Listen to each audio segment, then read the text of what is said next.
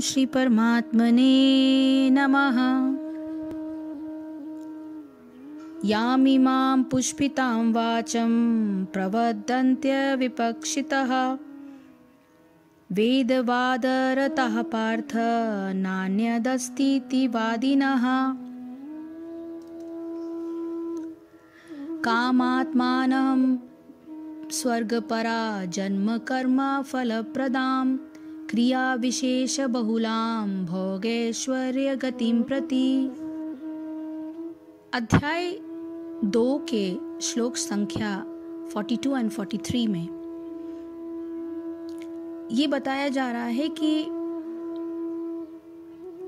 अल्पज्ञानी मनुष्य वेदों के उन अलंकारिक शब्दों के प्रति अत्यधिक आसक्त रहते हैं जो स्वर्ग की प्राप्ति, अच्छे जन्म, शक्ति इत्यादि के लिए विविध सकाम कर्म करने की संस्तुति करते हैं। इंद्रिय तृप्ति तथा ऐश्वर्यमय जीवन की अभिलाषा के कारण वे कहते हैं कि इससे बढ़कर और कुछ नहीं है।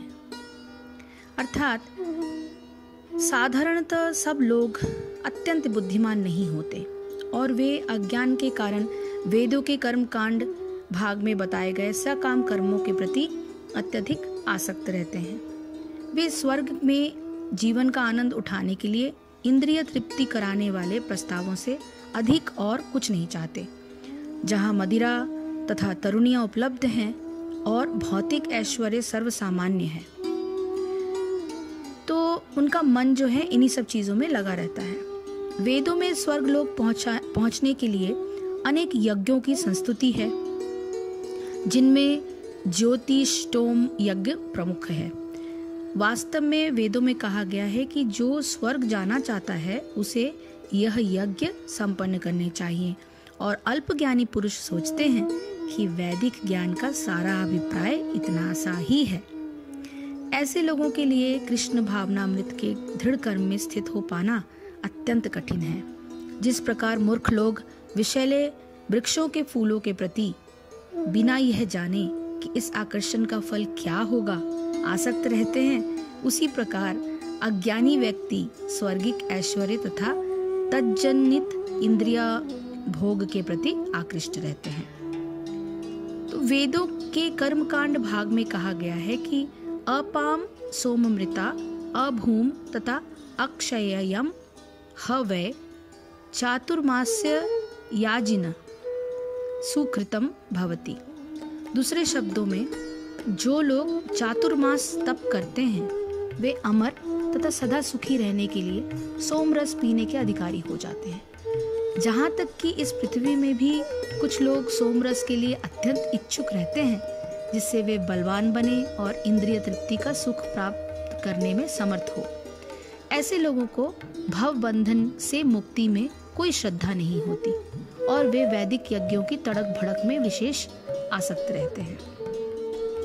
वे सामान्य या विषयी होते हैं और जीवन में स्वर्गिक आनंद के अतिरिक्त और कुछ नहीं चाहते। कहा जाता है कि स्वर्ग में नंदन कानन नामक अनेक उद्यान हैं, जिनमें दैवी सुंदरी स्त्रियों का संग तथा प्रचुर मात्रा में सोमरस उपलब्ध रहता है। ऐसा शारीरिक सुख निस्संदेह विषयी है। अतः ये लोग वे हैं जो भौतिक जगत के स्वामी बनकर ऐसे भौतिक अस्थायी सुख के प्रति आसक्त रहते हैं। सकाम भाव का त्याग इसमें रहता है और श्री कृष्ण कहते हैं, हे अर्जुन, जो सकामी पुरुष केवल फल श्रुति में प्रीति रखने वाले, स्वर्ग को ही परम श्रेष्ठ मानने वाले, इससे बढ़कर और कुछ नहीं है, ऐसा कहने वाले, वे अविवेकी जन जन्म रूप कर्म फल को देने वाली और भोग तथा ऐश्वर्य की प्राप्ति के लिए बहुत सी क्रियाओं के विस्तार वाले इस प्रकार की जिस दिखाऊ शोभा युक्त वाणी को कहते हैं। भोगेश्वर प्रसक्तानां तयापहत चेतसां व्यवसायात्मिका बुद्धि समाधो न विधीयते। जो लोग इंद्रिय भोग तथा भौतिक ऐश्वर्य के प्रति अत्यधिक आसक्त होने से ऐसी वस्तुओं से मोहग्रस्त हो जाते हैं, उनके मनों में भगवान के प्रति भक्ति का दृढ़ निश्चय नहीं होता। बिल्कुल आसक्ति भगवान के प्रति उनकी नहीं होती। तो समाधि का अर्थ है स्थिर मन। वैदिक शब्दकोश निरुक्ति के अनुसार समयक आधीयते स्मिन्ना तत्व यथात्मयम्। जब मन आत्मा को समझने में स्थिर रहता है तो उसे समाधि कहते हैं। जो लोग इंद्रिय भोग में रुचि रखते हैं अथवा जो ऐसी क्षणिक वस्तुओं से मोहग्रस्त हैं, उनके लिए समाधि कभी भी संभव नहीं है। माया के चक्कर में पड़कर वे न्यूनाधिक पतन को प्राप्त होते हैं। अर्थात आपका मन, आपकी वाणी,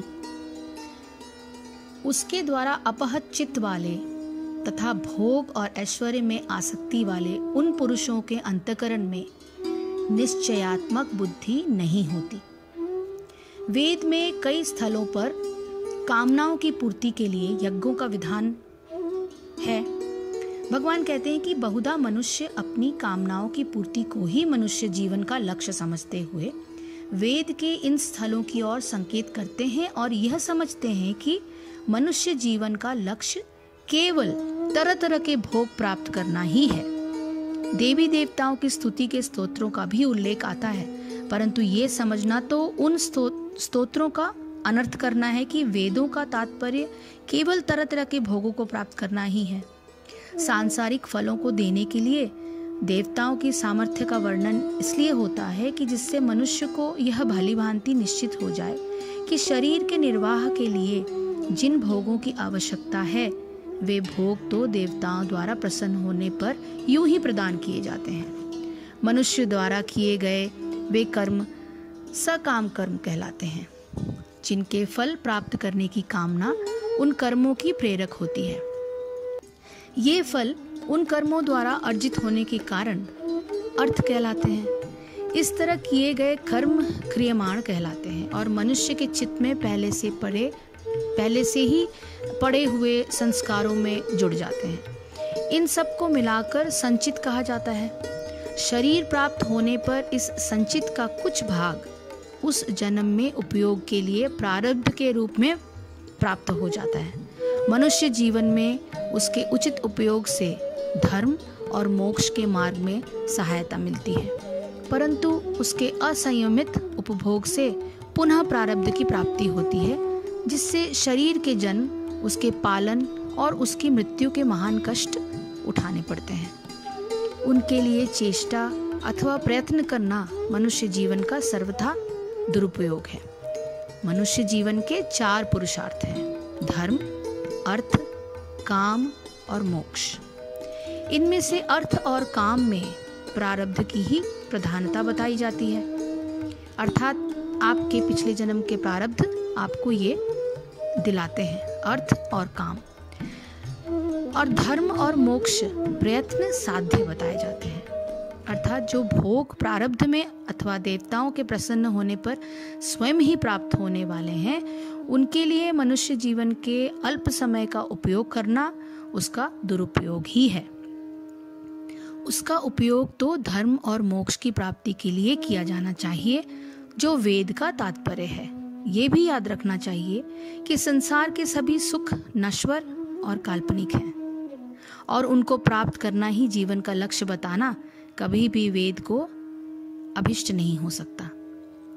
इस महत्वपूर्ण बिंदु पर प्रकाश डालने के उपरांत भगवान अब समभाव के अंगों का वर्णन करते हैं।